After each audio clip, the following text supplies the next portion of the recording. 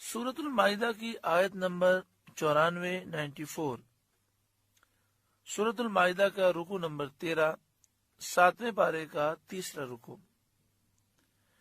یا ایھا الذین آمنوا لیبلونکم اللہ بشیء من الصید تنالہ ایدیکم ورماحکم۔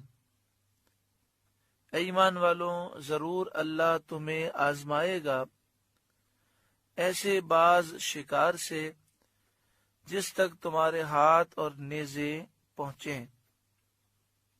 جیسا کہ آپ اس واقعے کو جانتے ہیں کہ سن 6 ہجری ذی قعدہ کے مہینے میں نبی اکرم صلی اللہ علیہ وآلہ وسلم مدینہ شریف سے 1400 صحابہ کرام کو لے کر عمرے کے لیے آپ تشریف لائے، مکہ شریف کی طرف روانہ ہوئے۔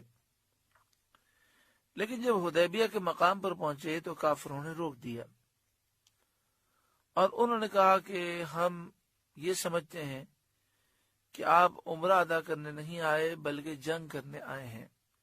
تو نبی اکرم صلی اللہ علیہ وآلہ وسلم نے انہیں سجایا اور اسی مقصد کے لیے حضرت عثمان غنی کو بھیجا گیا اور وہ مکہ شریف گئے اور انہوں نے ان لوگوں کو سمجھایا کہ ذی قعدہ کا مہینہ ہے، یہ حرمت والا مہینہ ہے، اس میں مسلمان جنگ نہیں کرتے۔ پھر مسلمان حالت احرام میں ہے، حالت احرام میں جنگ نہیں کی جاتی۔ اور تیسری بات یہ کہ مکہ شریف اور اس کے ارد گرد کا جو علاقہ ہے یہ حدود حرم ہے، تو حدود حرم میں بھی جنگ کرنا ہم غلط سمجھتے ہیں۔ لیکن وہ اس کے لیے راضی نہ ہوئے، کافی دن تک مسلمان حدیبیہ کے مقام پر رہے اور اس کے بعد پھر انہیں واپس جانا پڑا اور اگلے سال انہوں نے اس عمرے کی قضا کی۔ جب انسان سفر میں ہوتا ہے تو عام طور پر ہوتا یہی ہے کہ سفر میں آدمی کھانے پینے کا سامان اتنا رکھتا ہے جتنی ضرورت ہوتی ہے، اور خیال یہ ہوتا ہے کہ اتنے دن میں ہم جب اس شہر میں پہنچ جائیں گے تو وہاں تو کھانے پینے کے سامان مہیا ہو جائیں گے۔ تو مسلمان ایک مخصوص سامان سفر لے کر چلے، لیکن بیچ میں روک دیا گیا اور ایک ایسے علاقے میں روکا گیا کہ جہاں پر ویرانہ تھا، کھانے پینے کا انتظام نہیں تھا۔ اس وقت انہیں بھوک بھی شدت کی تھی اور کھانے کے لیے کچھ تھا بھی نہیں۔ اس حالت میں انہیں امتحان میں ڈالا گیا۔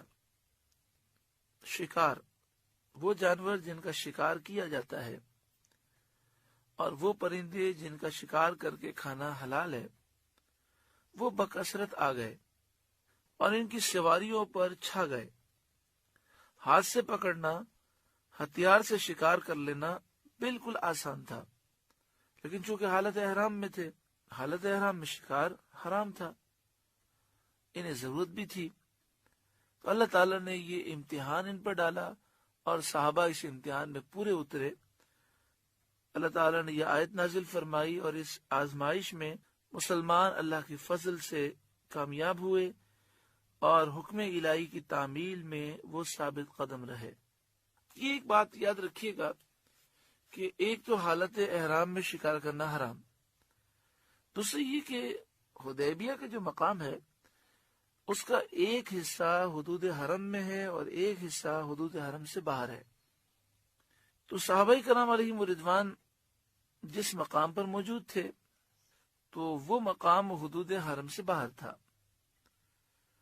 لیکن جب نبی اکرم صلی اللہ علیہ وآلہ وسلم نے یہ حکم دیا کہ اب سب اپنے احرام کھول دیں، ہم آئندہ سال عمرہ ادا کریں گے، تو اس موقع پر یہ حکم تھا کہ احرام کھولنے سے پہلے قربانیاں حدود حرم میں پہنچیں اور قربانیوں کو ذبح کیا جائے حدود حرم میں، پھر احرام کھولا جائے۔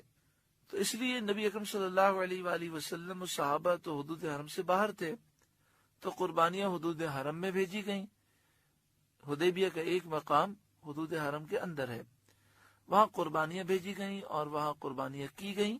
اس کے بعد صحابہ کرام نے اپنے احرام کھولے اور یہ بھی مسئلہ یاد رکھیں کہ جو قربانی کے جانور ہوتے ہیں جیسے اونٹ ہے، بکری ہے، گائے ہے، ان کو حدود حرم میں ذبح کرنا بھی جائز ہے اور حالت احرام میں بھی ذبح کرنا جائز ہے۔ ہاں، شکار کرنا یہ حدود حرم میں بھی منع ہے اور حالت احرام میں بھی منع ہے۔ یہ آیت کریمہ نازل ہوئی، فرمایا یا ایھا الذین آمنوا، اے ایمان والو، لَيَبْلُوَنَّكُمُ اللَّهُ بِشَيْءٍ مِّنَ الصَّيْدِ، ضرور اللہ تمہیں آزمائے گا کچھ شکار سے، تَنَالُهُ أَيْدِيكُمْ وَرِمَاحُكُمْ، جس تک تمہارے ہاتھ اور نیزے پہنچیں گے، وَرِمَاحُكُمْ، تمہارے نیزے، ہاتھ سے پکڑنا بھی آسان ہوگا، نیزوں سے شکار کرنا بھی آسان ہوگا، تو تمہارا امتحان ہوگا۔ اور یہ آیت کریمہ نازل ہو گئی اس واقعے سے پہلے، اور ذہنی طور پر صحابہ اس امتحان کے لیے تیار ہو گئے، اور جب یہ امتحان ہوا تو وہ اس میں کامیاب ہوئے۔ لِيَعْلَمَ اللَّهُ مَن يَخَافُهُ بِالْغَيْبِ، کہ اللہ پہچان کرا دے ان کی جو اس سے بالغیب ڈرتے ہیں، یعنی بغیر دیکھے ہوئے وہ ڈرتے ہیں، عذاب ابھی انہوں نے دیکھا نہیں ہے لیکن پھر بھی اس عذاب سے ڈرتے ہیں۔ فَمَنِ اعْتَدَى بَعْدَ ذَلِكَ، پھر اس کے بعد جو حد سے بڑھے اور آزمائش میں مبتلا ہو کر نافرمانی کرے گا، فَلَهُ عَذَابٌ أَلِيمٌ، اس کے لیے دردناک سزا ہے۔ تو صحابہ کرام ثابت قدم رہے اور اللہ تعالیٰ نے انہیں فضیلتیں عطا فرمائی۔